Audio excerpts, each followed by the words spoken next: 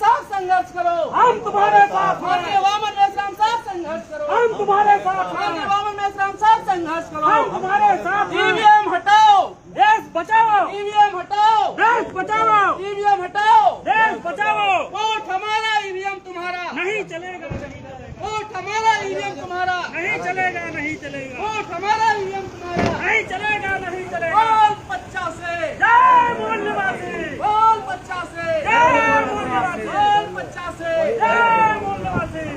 माननीय वामन मेश्राम संघर्ष करो, हम तुम्हारे साथ हैं, माननीय वामन मेश्राम संघर्ष करो, हम तुम्हारे साथ हैं।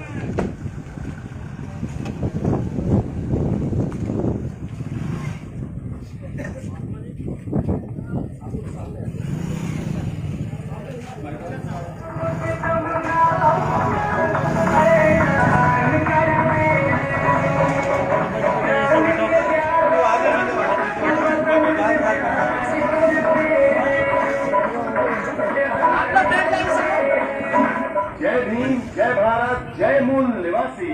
बहुजन क्रांति मोर्चा के राष्ट्रीय संयोजक माननीय वामन मेश्राम जिंदाबाद। भारत मुक्ति मोर्चा जिंदाबाद, जिंदाबाद। बैठ जाओ सर, बैठो। पानी पहले पानी आ जाए।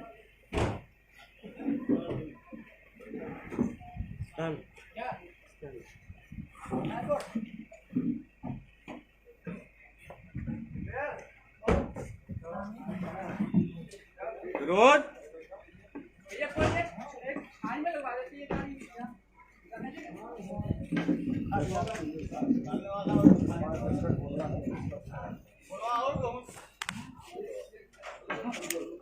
साथियों, आप सभी लोग बैठ जाए, सभी लोग बैठ जाइए, अपना स्थान ग्रहण कर लीजिए। साथियों, आज आप लोगों के बीच में ये ईवीएम भंडाफोड़ राष्ट्रव्यापी परिवर्तन यात्रा पार्ट 2 जो कन्याकुमारी से शुरू हुई है और कश्मीर तक जाएगी, ये परिवर्तन यात्रा आपके बीच में पहुंची हुई है। और इतनी तगड़ी धूप है, और इस धूप में भी साथियों हम लोग इस परिवर्तन यात्रा को चला रहे हैं। और इस परिवर्तन यात्रा का नेतृत्व आदरणीय वामन मेश्राम साहब कर रहे हैं। राष्ट्रीय संयोजक बहुजन क्रांति मोर्चा एवं राष्ट्रीय अध्यक्ष भारत मुक्ति मोर्चा नई दिल्ली कर रहे हैं। साथियों, यह परिवर्तन यात्रा जो ईवीएम भंडाफोड़ परिवर्तन यात्रा चल रही है, साथियों ये ईवीएम के संदर्भ में जो परिवर्तन यात्रा चलाई जा रही है, परिवर्तन यात्रा चलाने का जो मकसद है, वो मकसद साथियों आप लोगों को समझाने के लिए गांव-गांव तक आदरणीय राष्ट्रीय अध्यक्ष जी जा रहे हैं। तो साथियों, जो आपका एक वोट का मौलिक अधिकार है, वो एक वोट के मौलिक अधिकार को आज की तारीख में समाप्त किया गया है। और एक वोट का मौलिक अधिकार अगर आपके पास नहीं होता है तो आपके किसी प्रकार के संवैधानिक अधिकार नहीं होंगे। तो साथियों, ये वोट के अधिकार को बचाए जाने को लेकर हम लोग ये परिवर्तन यात्रा चला रहे हैं। तो साथियों, हमारे बीच में माननीय वामन मेश्राम साहब राष्ट्रीय अध्यक्ष भारत मुक्ति मोर्चा एवं राष्ट्रीय संयोजक बहुजन क्रांति मोर्चा है, आप लोगों का 10 मिनट मार्गदर्शन करेंगे। तो मैं माननीय राष्ट्रीय अध्यक्ष जी को निवेदन करता हूं कि आप लोगों का मार्गदर्शन करें।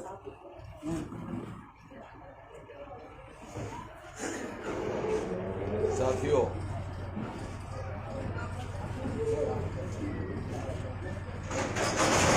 के द्वारा ये जो ईवीएम भंडाफोड़ परिवर्तन यात्रा चला रहे हैं, ये ईवीएम भंडाफोड़ परिवर्तन यात्रा 21 फरवरी 2023 से शुरू हुई है और 21 फरवरी 2024 तक चलेगी, यानी 365 दिन तक चलेगी, साल भर चलेगी। 31 राज्यों में चलेगी, उत्तर, दक्षिण, पूर्व, पश्चिम भारत के जो 36 स्टेट है उसमें से 31 स्टेट में ये परिवर्तन यात्रा जाएगी। 674 जिलों में जाएगी, 6000 तहसीलों में भी जाएगी। और संगठन के दूसरे राष्ट्रीय स्तर के नेतृत्वकर्ता वो 6000 तहसीलों में इसे लेकर जाएंगे। इतना बड़ा ईवीएम भंडाफोड़ परिवर्तन यात्रा का राष्ट्रव्यापी कार्यक्रम आज तक किसी संगठन के द्वारा इतना विशाल कार्यक्रम, जागरण का कार्यक्रम, बड़ा कार्यक्रम नहीं बनाया। उसकी बड़ी वजह ये है कि इतना बड़ा संगठन किसी के पास नहीं है जो देशव्यापी है, जो हम लोगों ने बनाया।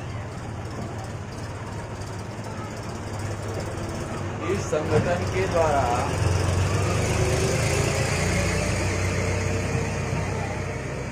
ईवीएम भंडाफोड़ परिवर्तन यात्रा हमने क्यों शुरू की,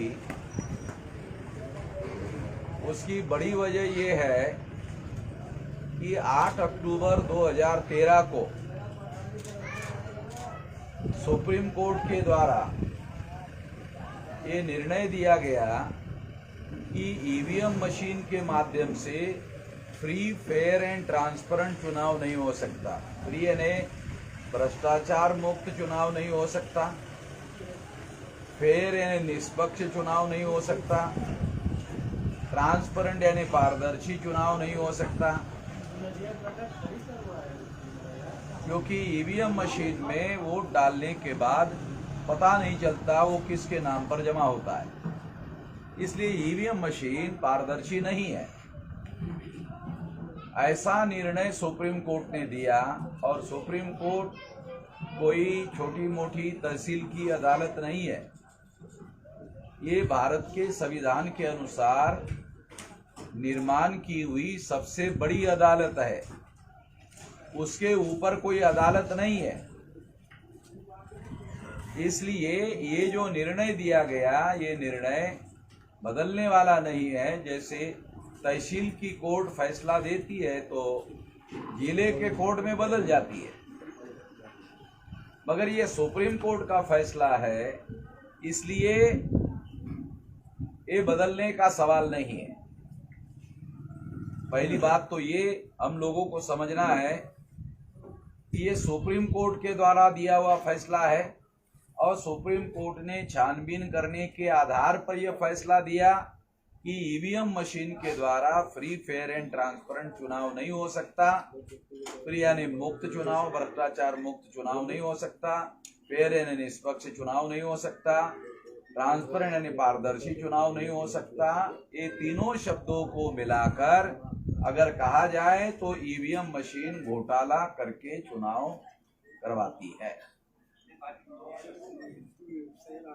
इस वजह से क्या हुआ कि लोकतंत्र में जनता के पास सरकार बदलने का जो अधिकार है वो खत्म हो गया।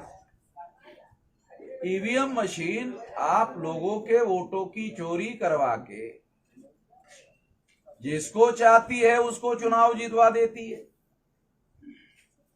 फिर लोकतंत्र में लोगों को सरकार बदलने का और सरकार बनाने का जो अधिकार है, जिसकी वजह से इसे लोकतंत्र कहा गया, अगर लोगों के पास सरकार बदलने का और बनाने का अधिकार नहीं रहेगा तो ये अधिकार चला जाएगा ईवीएम के पास, तो फिर तो ये लोकतंत्र नहीं रहेगा, ये ईवीएम तंत्र हो जाएगा। लोगों के पास सरकार बदलने का अधिकार होने के बावजूद भी सरकार लोगों को पूछती नहीं है। जब लोगों के पास सरकार बदलने का अधिकार ही नहीं रहेगा फिर तो सरकार हमेशा के लिए लोगों को भूलना, लोगों को पूछना ही बंद कर देगी। तो ये बहुत खतरनाक बात है। और आज से 10 साल पहले सुप्रीम कोर्ट ने यह फैसला दिया और 10 साल पहले फैसला दिया 8 अक्टूबर 2013 को, अभी 23 चल रहा है और अभी तक आपको इसकी खबर नहीं हुई, तो उसका कारण अखबार वालों ने ये खबर नहीं छापी, टीवी वालों ने ये खबर नहीं दी। अगर टीवी वालों ने, अखबार वालों ने खबर दी होती तो आपको मालूम हो गया होता, और मुझे फिर इतनी बड़ी परिवर्तन यात्रा निकालने की कोई जरूरत नहीं थी। ये परिवर्तन यात्रा इसलिए मुझे निकालना पड़ रहा है, चलाना पड़ रहा है, क्योंकि मीडिया के लोगों ने ये जानकारी आप तक पहुंचाने का काम नहीं किया। तो इस तरह से मीडिया वालों ने ये देश हित में काम नहीं किया, देश के विरोध में काम किया, लोकतंत्र के विरोध में काम किया, संविधान के विरोध में काम किया। तो ये बहुत भयंकर बात है, और इस बात को ध्यान में रखते हुए हमने ये परिवर्तन यात्रा निकाली है। दूसरी बात मैं आप लोगों को कहना चाहता हूं कि सुप्रीम कोर्ट ने फैसला देने के बावजूद भी कुछ लोग ऐसा मानते हैं कि नहीं, ईवीएम में कोई गड़बड़ी नहीं होती है, कोई घोटाला नहीं होता है। मैं ऐसे लोगों को गधे की औलाद मानता हूं। क्यों? कि सुप्रीम कोर्ट कोई छोटी मोटी कोर्ट थोड़ी है, ये संविधान के द्वारा निर्माण की हुई सबसे बड़ी अदालत है, और उन्होंने सारा छानबीन करने के बाद फैसला दिया, और संविधान के अनुसार सुप्रीम कोर्ट का दिया हुआ फैसला उसको कानूनन दर्जा हासिल है, कानून का दर्जा हासिल है। तो ये बहुत बड़ी बात है। इसके बावजूद भी कुछ लोग ऐसा कहते हैं कि नहीं नहीं, कोई ईवीएम में घोटाला नहीं होता है। इसलिए मैं कह रहा हूं कि ऐसा कहने वाले लोग गधे की औलाद है। सुप्रीम कोर्ट संवैधानिक अथॉरिटी है, लोगों के पास अथॉरिटी नहीं है, सुप्रीम कोर्ट के पास अथॉरिटी है। दूसरी बात मैं आपको बताना चाहता हूं कि सुप्रीम कोर्ट ने जब ये देखा कि ईवीएम मशीन के द्वारा घोटाला करके चुनाव हो रहा है, तो सुप्रीम कोर्ट के जजेस ने सोचा इसको रोकना होगा। रोकने के लिए उन्होंने दूसरा फैसला दिया। दूसरा फैसला कौन सा दिया? अरे उधर छाव में गाड़ी खड़ी करो, गाड़ी ये रोड पर खड़ी रहने की वजह इधर कोई छाव होगा, यहाँ खड़ी करो। तो दूसरा फैसला दिया सुप्रीम कोर्ट ने कि इस घोटाले को रोकना होगा। रोकने के लिए सुप्रीम कोर्ट ने कहा पेपर ट्रेल मशीन लगाओ। अब पेपर ट्रेल मशीन लगाओ, जब सुप्रीम कोर्ट ने ऐसा फैसला दिया तो अब तक लोगों के द्वारा 3 तरीके से वोट दिया जा रहा है। मैं थोड़ा ये 3 तरीके से वोट कैसे दिया जा रहा है ये थोड़ा आपको समझाना चाहता हूं।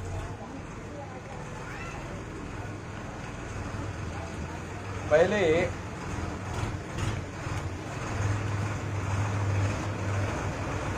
26 जनवरी 1950 को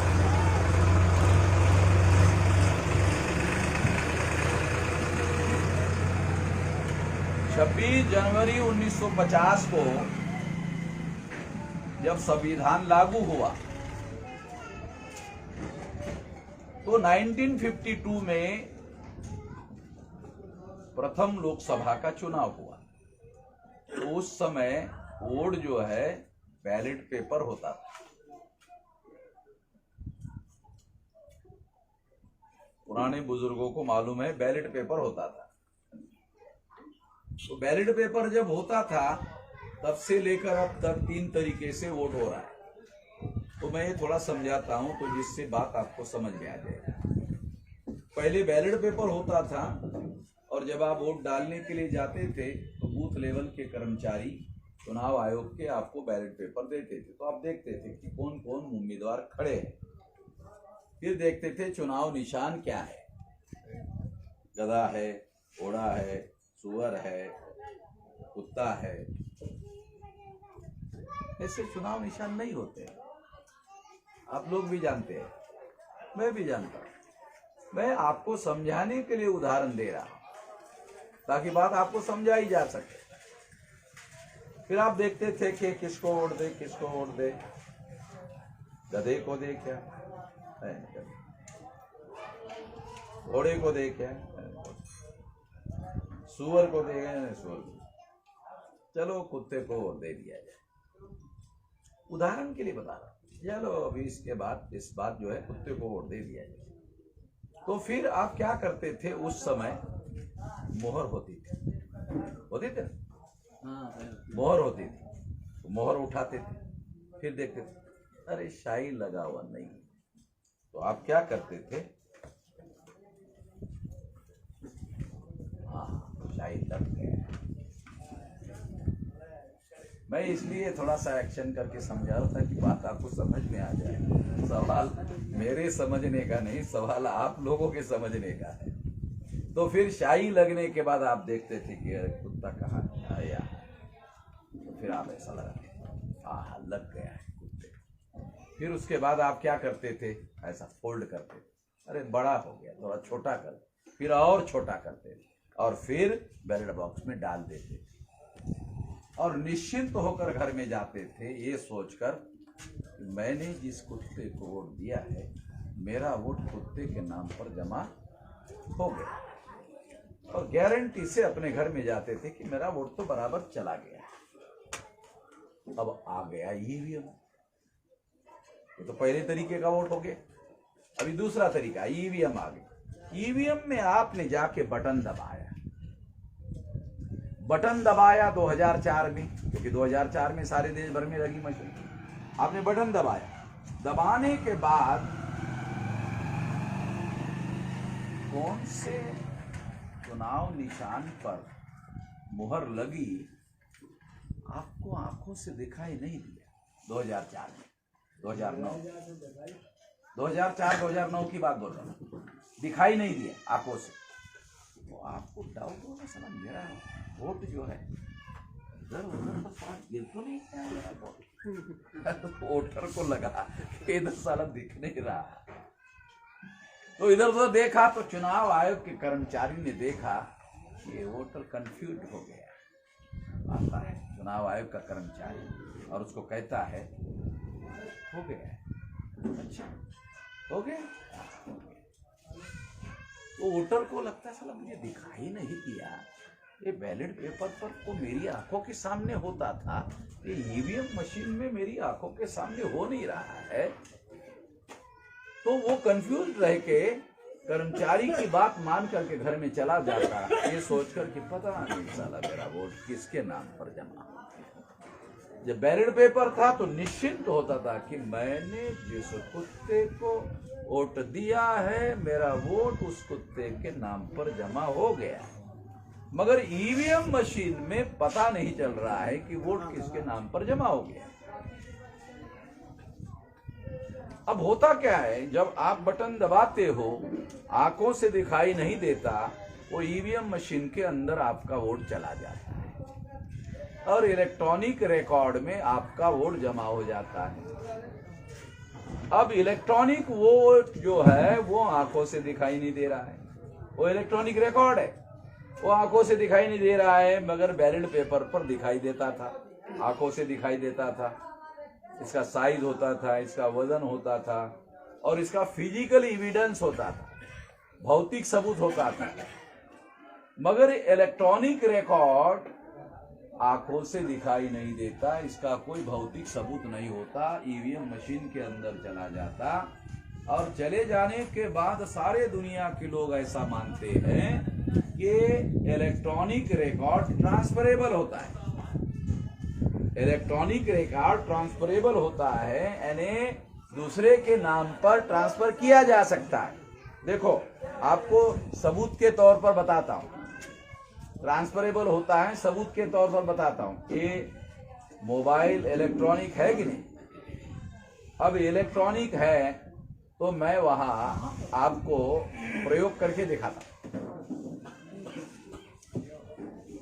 राम नारायण लखनऊ के एयरपोर्ट पर बैठे हुए हैं और दिल्ली में राम प्रसाद को टेलीफोन कर रहे हैं कि राम प्रसाद जी मैं लखनऊ के एयरपोर्ट पर बैठा हुआ हूं और आपको मैं एक मैसेज भेज रहा हूं। वो मैसेज जो है ये है कि मैं बैठा हूं और मैं फ्लाइट से आ रहा हूं, 2 घंटे मेरी फ्लाइट दिल्ली पहुंच जाएगी। मैं दिल्ली में पहली बार आ रहा हूं, आप एयरपोर्ट पर आइए, मुझे रिसीव करके लेकर जाइए। मैं पहली बार आ रहा हूं दिल्ली, मैं जानता नहीं। ऐसा मैसेज टाइप करता है और टाइप करके मोबाइल पर राम प्रसाद को भेज देता है। तो राम नारायण का मैसेज 1000-2000 किलोमीटर दिल्ली में पहुंच जाता है, मिल जाता है। आपने यहाँ टाइप किया और भेज दिया, जाता कि नहीं जाता? तो इसका मतलब है इलेक्ट्रॉनिक रिकॉर्ड ट्रांसफरेबल है। अब ईवीएम मशीन में 7 पार्टी के लोगों ने वोट डाला, 7 पार्टी का वोट इलेक्ट्रॉनिक वोटिंग मशीन में जमा हो गया। उसका कोई फिजिकल एविडेंस नहीं है ऐसा आंखों से दिखाई देने वाला, वो मशीन में जमा हो गया। 1.5 फीट की मशीन है ये, तो 1000-2000 किलोमीटर मैसेज चला गया मोबाइल का, मगर वो तो 1.5 फीट की मशीन है। तो राम नारायण का वोट राम प्रसाद के नाम पर ट्रांसफर हो गया। आपने दिया राम नारायण को, वोट जमा हो गया राम प्रसाद के नाम पर, ट्रांसफर हो गया। होया ना धोखा ईवीएम मशीन के अंदर। फिर काउंटिंग हो गया, काउंटिंग में राम नारायण चुनाव हार गए। राम नारायण ने जिलाधिकारी को लेटर लिखा लेटर लिखा और कहा कि मैं चुनाव हारने वाला नहीं हूं, मुझे ये रिजल्ट मंजूर नहीं है। ये पेपर ट्रेल मशीन की काउंटिंग किया जाए, क्योंकि सुप्रीम कोर्ट ने पेपर ट्रेल मशीन लगाने का आदेश दिया था। तो ये पेपर ट्रेल मशीन जो है तीसरा तरीका है वोट डालने का। जब आप वोट डालने के लिए जाते हो, पेपर ट्रेल में जब आप बटन दबाते हो तो आंखों से दिखाई देता है, कागज का टुकड़ा आता है। ये 2014 से शुरू हुआ, 7 सेकंड रुकता है कागज का टुकड़ा, आंखों से दिखाई देता है। आपको तसल्ली होती है मेरा जो मोहर है वो लग गई है, मैंने जिसको दिया है उसी पर लग गई है। 7 सेकंड रुकने के बाद वो कागज का टुकड़ा कट कर बैलेट बॉक्स में गिर जाता है।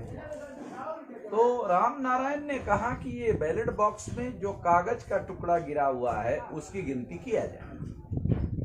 तो कलेक्टर ने आदेश दिया कि हाँ गिनती किया जाए। जब कागज के टुकड़ों की गिनती हुई तो राम नारायण जो हारा हुआ है वो चुनाव जीत जाता।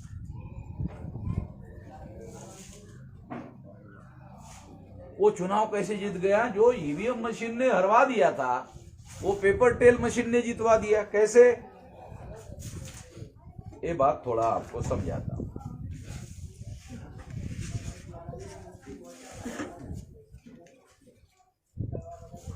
ये राम नारायण पर आपने मोहर लगाई, तो मोहर लगी है राम नारायण। ये राम प्रसाद पर आपने मोहर लगाई तो मोहर लगी है, राम प्रसाद पर भी मोहर लगी है, राम नारायण पर भी लगी है।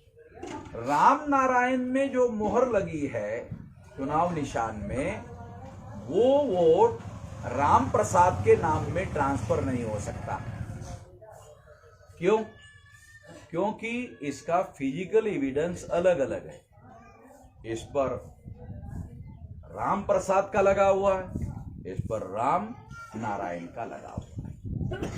दो मोहर अलग अलग है, दो मोहर अलग अलग है, इसलिए ट्रांसफर नहीं हो सकता वोट। राम नारायण का वोट राम प्रसाद को ट्रांसफर नहीं हो सकता, राम प्रसाद का वोट राम नारायण को ट्रांसफर नहीं हो सकता, क्योंकि दो अलग अलग है, मोहर अलग अलग लगी हुई है कागज के वोट में। ईवीएम मशीन में ऐसा कोई फिजिकल एविडेंस नहीं है। ईवीएम मशीन में ऐसा कोई फिजिकल एविडेंस नहीं है, ऐसा कोई भौतिक सबूत नहीं है। इस वजह से क्या है कि वो जो इलेक्ट्रॉनिक रिकॉर्ड है, वो जो आंखों से दिखाई नहीं दे रहा है, वो दूसरे के नाम पर ट्रांसफर हो जाता है। मगर पेपर ट्रेल में कागज के टुकड़े हैं और कागज के टुकड़े पर अलग अलग मोहर लगी है। तो क्या हुआ जिसकी वजह से राम नारायण चुनाव दोबारा जीत गया?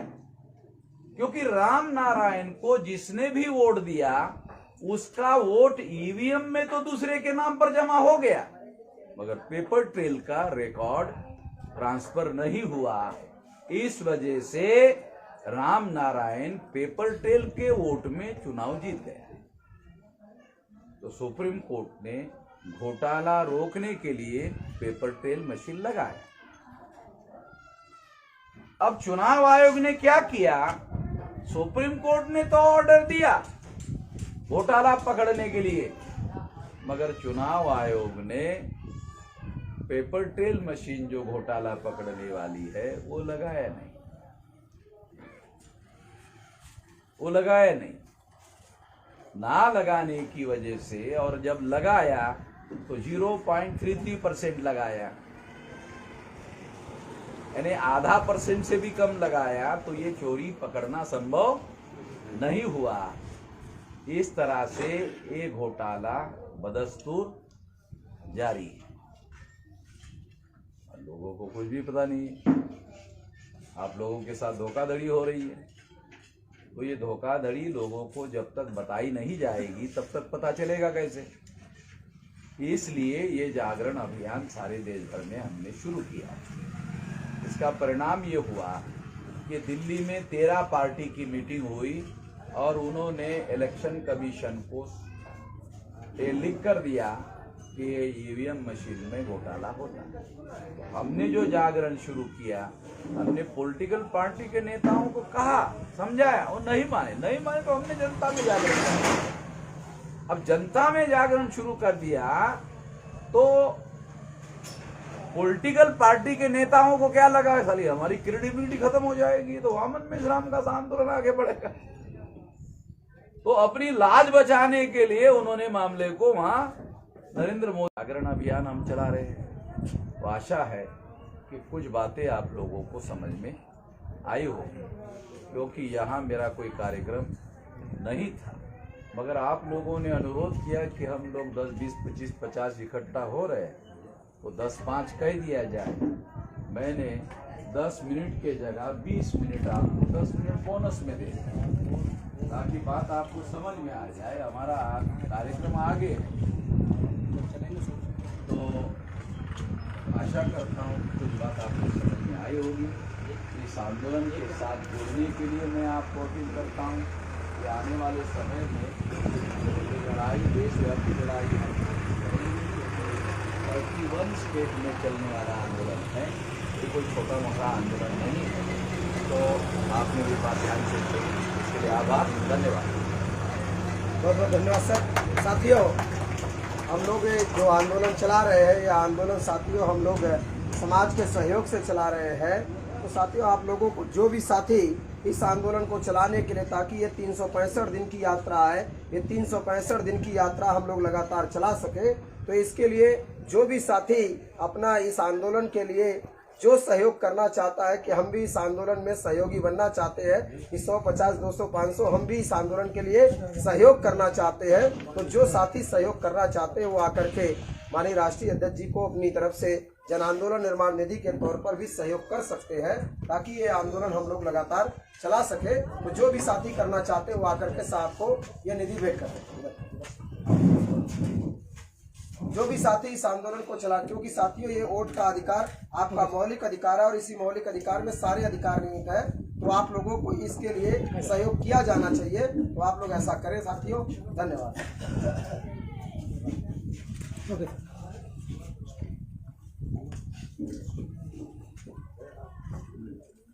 जो साथी आना चाहते हैं वो आ जाए।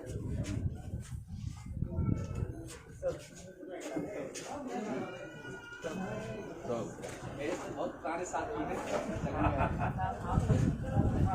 आप जानते हैं ऑफिस से आप जानते हैं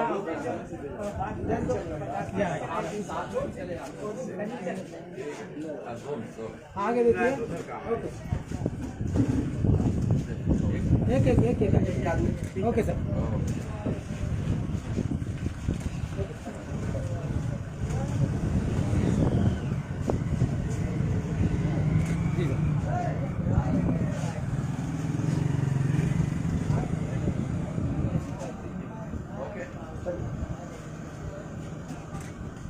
हाँ ठीक है।